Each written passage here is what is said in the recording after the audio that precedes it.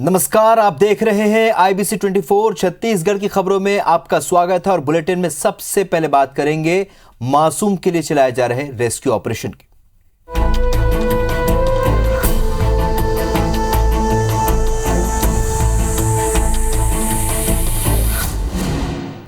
तो बड़ी अपडेट आपको बता देते हैं जांजगीर से, जहां पर बोरवेल में गिरे मासूम का रेस्क्यू उस वक्त भी जारी है। करीब 29 घंटे से राहुल साहू का रेस्क्यू ऑपरेशन जारी है और गड्ढे से टनल बनाकर अब रेस्क्यू किया जाएगा।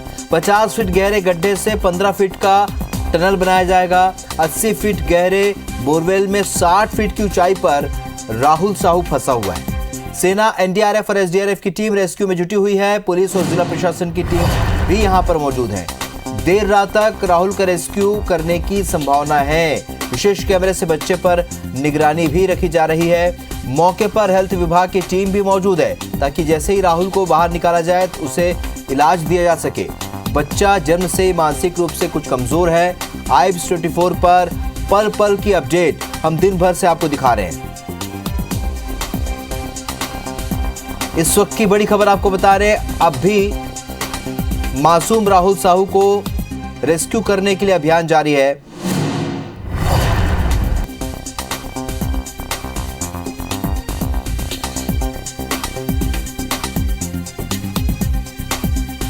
चलिए, तो लगातार इस पूरे घटनाक्रम पर मुख्यमंत्री भूपेश बघेल भी नजर बनाए हुए हैं और इस दौरान उन्होंने राहुल साहू के परिवार वालों से, उनके परिजन से भी बात की।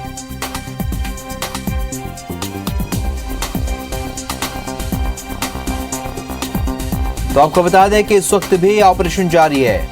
राहुल के लिए, उसको बचाने के लिए ऑपरेशन अभियान लगातार जारी है। साठ फीट के गहरे बोरवेल में 80 फीट के गहरे बोरवेल में 60 फीट पर वो फंसा हुआ है।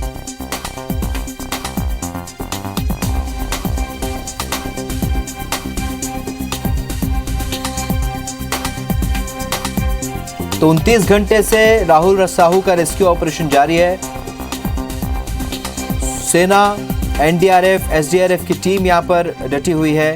पूरा प्रशासन यहां पर मौजूद है। कलेक्टर, SP खुद यहां पर मौजूद हैं। इस पूरे ऑपरेशन की निगरानी इस वक्त जारी। 50 फीट से ज्यादा गड्ढा कर दिया गया है और यहां से अब एक टनल तैयार किया जाएगा।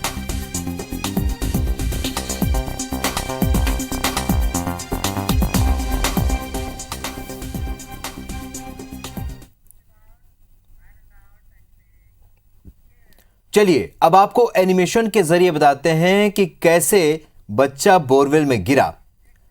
तो आपको बता दें कि मासूम राहुल बोरवेल के पास खेल रहा था, तभी उसका पैर फिसला और वो बोरवेल गड्ढे में जा गिरा। 80 फीट गहरे बोरवेल में राहुल 60 फीट में जाकर फंस गया। कल दोपहर करीब 3 बजे यह हादसा हुआ, जिसके बाद जिला प्रशासन ने रेस्क्यू शुरू किया था। बोरवेल से करीब 20 फीट की दूरी पर JCB की मदद से अब 50 फीट गड्ढा किया जा चुका है। जो तस्वीर आप देख रहे हैं, जो ग्राफिक्स आप देख रहे हैं, ये वो गड्ढा है जिसे किया जा चुका है। अब इसके बाद यहां से सुरंग बनाया जाएगा। राहुल का रेस्क्यू यहां से किया जाएगा।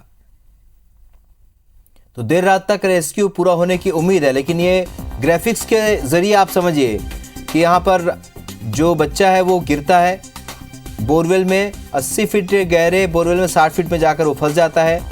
और उसके बाद आज दिन भर की जो कार्रवाई हुई, कल से लेकर आज तक, एक गड्ढा 50 फीट गड्ढा पैरेलल खोदा गया।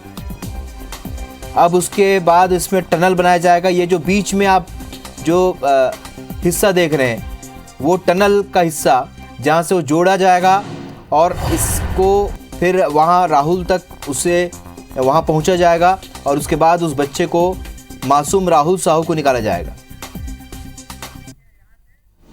तो ये देखिए आप ग्राफिक्स में, ये बच्चा चलकर आया, खेल रहा था, गिर गया।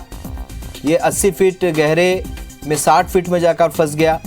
और कल रात से लेकर अब तक जो रेस्क्यू ऑपरेशन चला, उसमें 50 फीट का गड्ढा खोदा गया। अब ये जो तीसरा आप टर्न देख रहे हैं, यहाँ पर टनल बनाया जाएगा। इस टनल के जरिए बच्चे तक पहुंचा जाएगा और उसके बाद उसको रेस्क्यू किया जाएगा।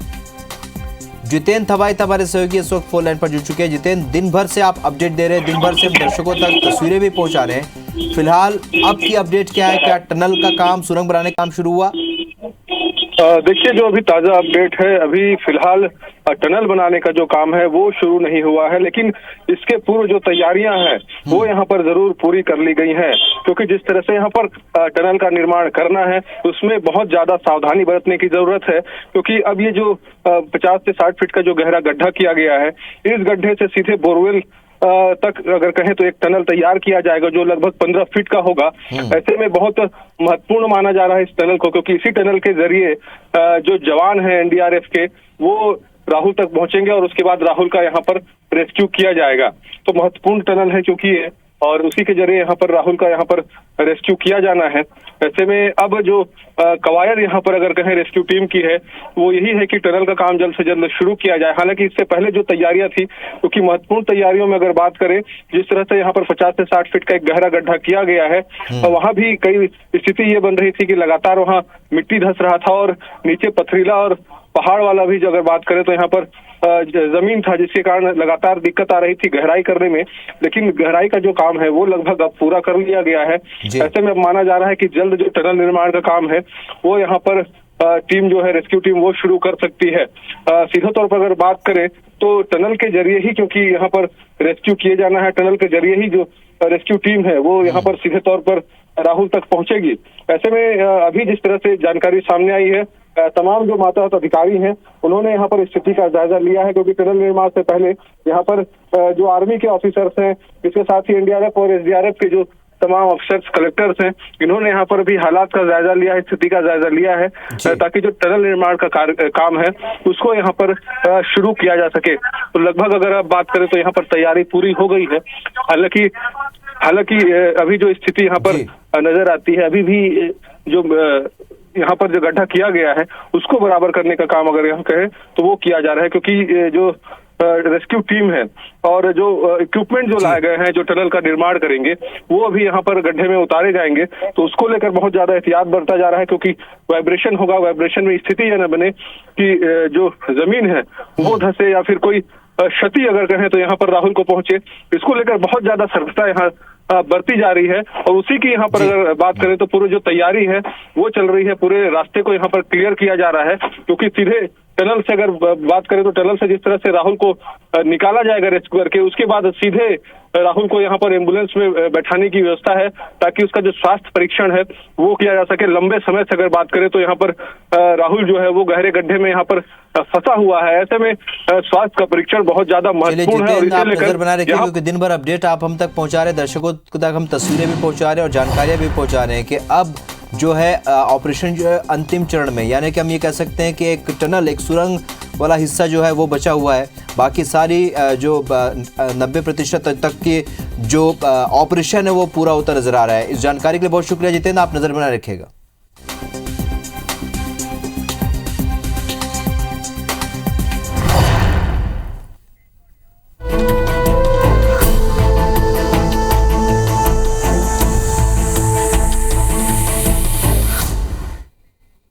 बढ़ते आगे और रुक करते कुछ और खबरों का। मुख्यमंत्री भूपेश बघेल भेंट मुलाकात कार्यक्रम के तहत आज पत्थल गांव पहुंचे। सीएम सबसे पहले स्वामी आत्मानंद स्कूल का निरीक्षण करने के लिए पहुंचे और इस दौरान मुख्यमंत्री ने बच्चों के साथ काफी देर तक बातचीत की, साथ ही बच्चों की हस्तकला प्रदर्शनी की सराहना भी की। सीएम ने पत्थल गांव विधानसभा में 93 करोड़ रुपए की लागत से 155 विकास कार्यों का भूमि पूजन और शिलान्यास भी किया।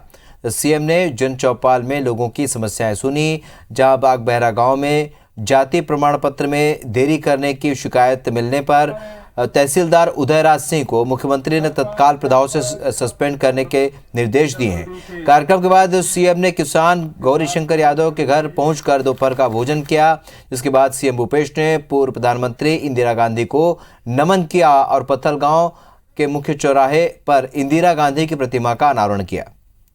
तो 3 तस्वीरें आप देख रहे हैं पत्थल गांव के आज दौरे के सीएम की। छत्तीसगढ़ में खाद के मुद्दे पर फिर सियासत गर्मा गई है। सीएम भूपेश बघेल ने केंद्र सरकार पर हमला बोला है। उन्होंने कहा कि 60% ही यूरिया पहुंचा है और 40% डीएपी मिला है। खाद की कमी का खामियाजा किसान को भुगतना पड़ेगा। कृषि मंत्री ने भारत सरकार को पत्र भी लिखा था, लेकिन केंद्र ने इस पर कोई जवाब नहीं दिया। खाद की कमी छत्तीसगढ़ ही नहीं बल्कि कई राज्यों में भी है। इसके लिए भारत सरकार जिम्मेदार है, न कि छत्तीसगढ़ सरकार।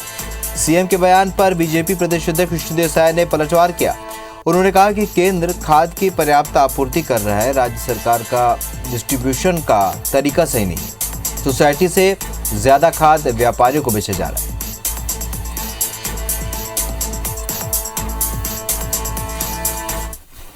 यूरिया में जब जितना मई में आना चाहिए था, डीएपी एनपीके जितना आना था वो नहीं पहुंचा है। लगातार उसमें कटौती की गई है। 60% यूरिया पहुंचा है तो 39% डीएपी है, 30% एनपीके है। ये जो कमी है आखिर इसका खामियाजा तो किसान ही भुगतेगा। जो 80% उर्वरक इनको सोसाइटी के माध्यम से किसानों तक पहुंचाना चाहिए और 20% उर्वरक व्यापारियों के माध्यम से पहुंचाना चाहिए, लेकिन इसका ठीक ये लोग उल्टा करते हैं। कमीशन खोरी के चक्कर में ये लोग सोसाइटी के माध्यम से कम वितरण करते हैं। कोयला चोरी से संबंधित वीडियो वायरल करने के मामले को लेकर कोरबा पुलिस ने भाजपा के नेता ओपी चौधरी पर एफआईआर दर्ज की है। ओपी चौधरी ने अपने ट्विटर अकाउंट से वीडियो वायरल किया था, जिसे गेवरा खदान में कोयला चोरी का बताया गया था। इस वीडियो के फर्जी होने का दावा करते हुए बांकी मोंगरा क्षेत्र के निवासी मधुसूदन दास ने शिकायत दर्ज कराई थी। कार्रवाई के बाद ओपी चौधरी का कहना है कि वीडियो पहले से सोशल मीडिया पर वायरल था। कलेक्टर ने भी कोयला चोरी स्वीकार किया था और उन्होंने कहा कि पुलिस को कोयला चोरी करने वालों पर एफआईआर दर्ज करनी चाहिए। मैं जन सरोकार से जुड़े मुद्दे उठाता रहूंगा, भले मुझे जेल जाना पड़े। प्रार्थी मधुसूदन यादव ने एक आवेदन प्रस्तुत किया था, जिसमें उनके द्वारा अपने आवेदन में बताया गया था कि ओपी चौधरी नामक व्यक्ति ने अपने ट्विटर पे एक वीडियो अपलोड किया हुआ है, जिसमें कोयला चोरी की बात उल्लेख है और उस वीडियो को फर्जी बताते हुए उसने कंप्लेन किया था, जिस आधार पे बांकी मोगरा में आज धारा 505 1B के तहत अपराध पंजीबद्ध किया गया। कोरबा में कोयला चोरी का एक वीडियो पहले से ही वायरल था, जिसे मैंने पोस्ट किया। उसके बाद और वायरल हुआ। उसके बाद जो आईजी हैं उन्होंने जांच भी बिठाई। कोरबा के एसपी ने 2 टीआई को लाइन अटैच भी किया। इसके बाद अगर आज मुझ पर एफआईआर कर रहे हैं किसी कोयला चोर पे, कोयला माफिया पे, छत्तीसगढ़ की कांग्रेस सरकार एफआईआर ना करके मुझ पर एफआईआर कर रही है, तो मुझ पे एफआईआर करें। मुझे जेल भेजना चाहते हैं तो जेल भी जाने को तैयार हूं, लेकिन छत्तीसगढ़ के जन सरोकार के विषयों को उठाता रहूंगा। किसी विज्ञापन से अगर भ्रम फैलता है तो उसके लिए सेलिब्रिटी भी जिम्मेदार माना जाएगा। हाल ही में जारी उपभोक्ता सुरक्षा कानून के दिशा निर्देशों में इसका प्रावधान किया गया है। विज्ञापन को भ्रामक पाए जाने पर नए निर्देशों में सेलिब्रिटी पर 10 लाख से 50 लाख रुपए तक का जुर्माना भी तय किया गया है। देखिए IBS24.in की खास रिपोर्ट। हाल ही में कंज्यूमर प्रोटेक्शन एक्ट का नया फ्रेमवर्क सेट किया गया है। इसमें भ्रामक विज्ञापन पाए जाने पर दंडित किए जाने वालों का दायरा बढ़ाया गया है। जारी दिशा निर्देशों में भ्रम फैलाने वाले विज्ञापनों के लिए संबंधित सेलिब्रिटी भी बराबर की जिम्मेदार होंगी। अभी तक उपभोक्ता संरक्षण कानून के तहत उत्पाद बनाने बेचने वाली एजेंसियां ही जिम्मेदार मानी जाती थीं। उपभोक्ता संरक्षण प्राधिकरण ने प्रिंट, टेलीविजन और सोशल मीडिया में बड़े पैमाने पर ऐसे विज्ञापनों को देखते हुए ये नियम जारी किए हैं। इन विज्ञापनों में प्राधिकरण ने माना है कि ये बच्चों के लिए हानिकारक हो सकते हैं। इनमें सरोगेट विज्ञापनों को भी रखा गया है। ऐसे बहुत से दावे किए जाते हैं जो उत्पाद की वास्तविकता से मेल नहीं खाते। जारी नए निर्देशों में विज्ञापन में नजर आने वाली शख्सियतों की जिम्मेदारी भी साझी की गई है। उपभोक्ता मामलों के मंत्रालय में अतिरिक्त सचिव कहते हैं, उत्पाद को प्रचारित करने वाली शख्सियत को उस उत्पाद की उपयोग संबंधी कितनी जानकारी है, क्या वह भी उस उत्पाद का वास्तविक उपभोक्ता है, यह इन नियमों से और पारदर्शी ढंग से जाना जा सकेगा। नए नियमों के मुताबिक हस्तियों पर 10 लाख रुपए तक का जुर्माना लगाया जा सकता है। बार बार उल्लंघन पाए जाने पर यह जुर्माना 10 लाख से बढ़ाकर के 50 लाख रुपए और 5 साल तक की जेल का प्रावधान भी किया गया है। IBC24.in के लिए अनिल शुक्ला की रिपोर्ट, रायपुर। तो इस बुलेटिन में फिलहाल इतने, लेकिन ताज़ा अपडेट के लिए आप बने रहिए IBS 24 के साथ। आगे देखिए खबर 10 बजे। नमस्कार।